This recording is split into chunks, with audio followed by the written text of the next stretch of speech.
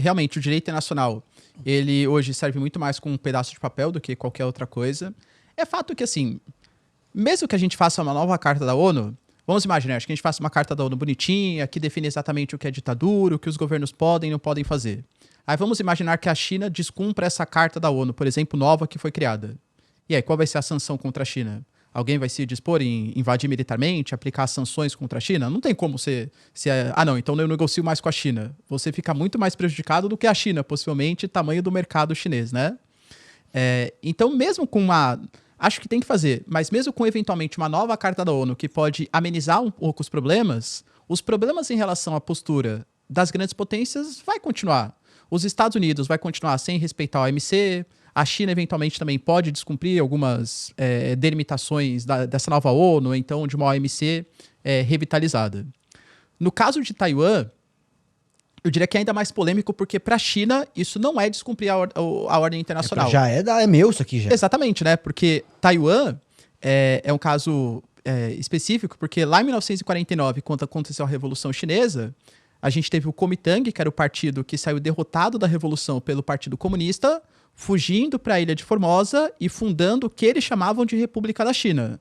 Só que aquilo nunca foi reconhecido pelo Partido Comunista Chinês. E por mais, olha como é ambíguo, hoje no mundo, só 13, 14 países reconhecem Taiwan como um país independente. O próprio Estados Unidos, que defende Taiwan, não reconhece a independência de Taiwan. Para os Estados Unidos, Taiwan pertence à República Popular da China. Então, quando a gente fala assim, a China está fazendo exercícios militares em Taiwan. É que nem se eu falasse que o Brasil está fazendo exercícios militares em Fernando de Noronha. Entendeu? Para a China é o território deles. Entendi. Então, que haja uma incursão territorial contra Taiwan, né? uma invasão ali no território de Taiwan. Para a China não é uma invasão. Para a China é a reunificação que nunca deveria ter acontecido a separação, que foi uma separação ilegal lá em 1949. Maravilha. Quero trazer assim, de volta para o centro Irã, né? Trazer a discussão de volta para o centro Irã. E aí, eu queria a tua opinião, professor, em relação ao futuro do Irã mesmo, né?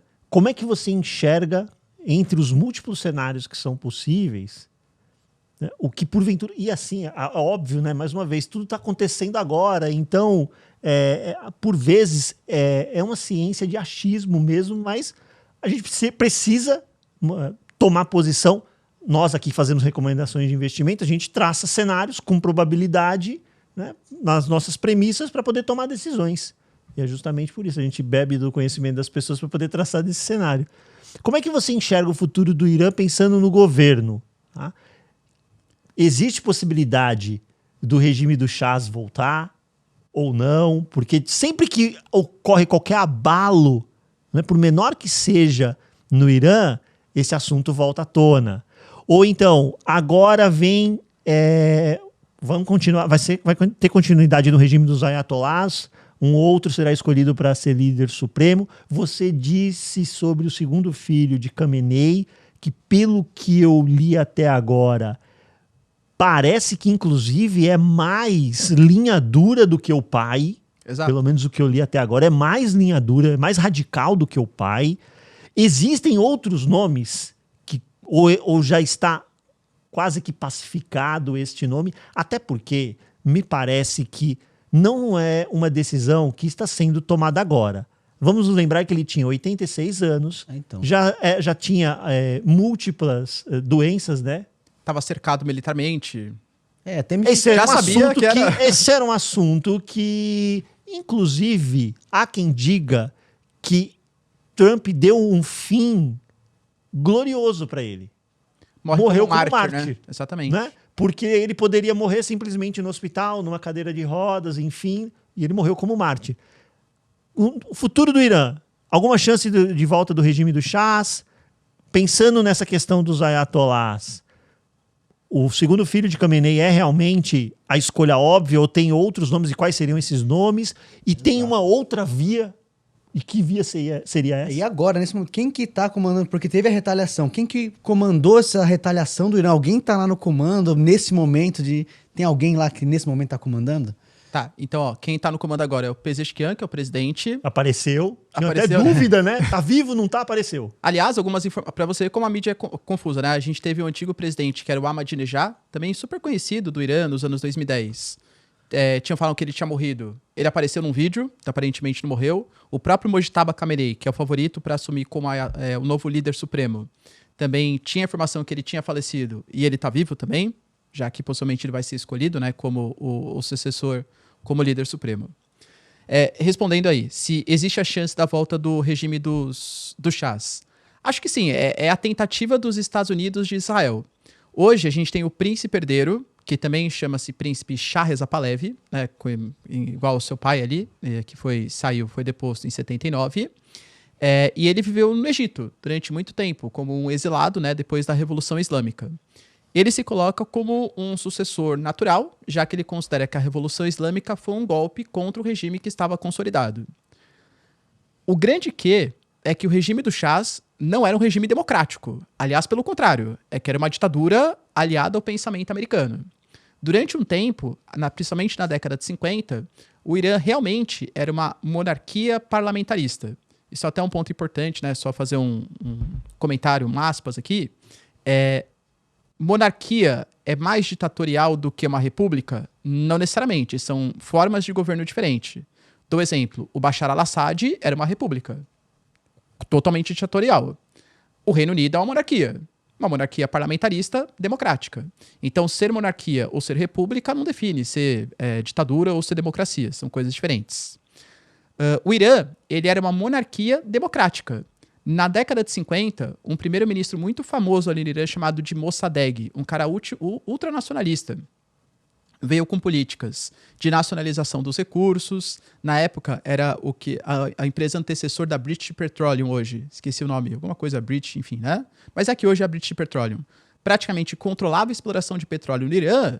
E quando veio um cara, o Mossadegh, primeiro-ministro, que era de fato o chefe de governo, esse cara quer nacionalizar os recursos, esse cara tem uma postura aqui, ó, anti-investimentos internacionais, Estados Unidos e os britânicos fizeram um golpe para a destituição do Mossadegh e colocaram o Shah como o chefe de governo e chefe de Estado.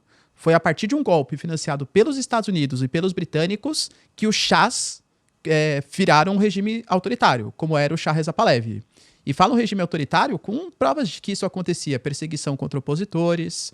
Você tinha, por exemplo, uma polícia secreta chamada de SAVAK, que era utilizada justamente como um órgão interno para perseguir pensamentos dissidentes no Irã. Então era uma ditadura. Tanto que a Revolução Islâmica, ela contou com muito apoio popular justamente por conta dessa opressão da antiga ditadura dos chás. Teve um movimento histórico chamado de a Sexta-feira Negra, que foi quando uma série de insurgentes do Irã começaram a se manifestar e o regime dos chás massacrou a população. Isso até insuflou para a Revolução Islâmica acontecer. Hoje, o príncipe herdeiro fala que ele não seria aquela ditadura que foi o regime dos chás até 1979. Ele fala que quando ele voltar ao poder, caso ele volte, ele que seria o chefe de governo legítimo do Irã, a primeira coisa que ele faria seria um plebiscito, uma consulta popular, para saber se o Irã está disposto a ser uma monarquia do chás ou para ser uma república. E aí, eventualmente, ele se candidaria para ser o presidente do país. E que ele estaria disposto a fazer coordenações políticas com os Estados Unidos, com Israel e se aproximar novamente do mundo ocidental. Se existe a chance disso acontecer, como eu falei, só se derrubar o regime do chás e só se for por uma incursão terrestre ou por algum tipo de ataque que a gente desconheça que possa acontecer por parte de Israel e dos Estados Unidos. Eu acho que é muito mais fácil você ter uma continuidade do regime dos ayatolás, mas sendo obrigado a fazer alguns acordos que não gostariam, como, por exemplo, abrindo o programa nuclear, reduzindo o número de mísseis, algum tipo de fiscalização maior. Como eu falei, acho que no final das contas, pela dificuldade que o Irã vai impor nesse conflito e pela pressão que uma crise econômica vai ser gerada, Israel e os Estados Unidos vão ser obrigados a engolir que o regime do chás continue, mas os regimes do chás também vai ser obrigado a conceder em alguns pontos. Os ayatolás. Perdão, exatamente. O regime dos Vai ter que fazer ayatolás alguma concessão, vai ser obrigado né? a conceder em alguns pontos. Mesmo sendo filho de Khamenei, que é muito mais radical do que o pai. Como eu falei, a Delcy Rodrigues na Venezuela era muito mais radical que o Nicolás Maduro. A Delcy Rodrigues era, sabe aquela militante assim do Partido Socialista, Eu falo isso que eu fiquei assustado mesmo, tá? Ver ela retweetando o Trump na sua declaração. Nossa, como as políticas americanas estão ajudando a população americana e a população venezuelana, me causou um espanto muito grande. Seria, então, sei lá, no Brasil, uma figura mais, sei lá, um Guilherme Boulos te retweetando o Trump. Seria uma coisa que você não consegue acreditar quando você Exatamente.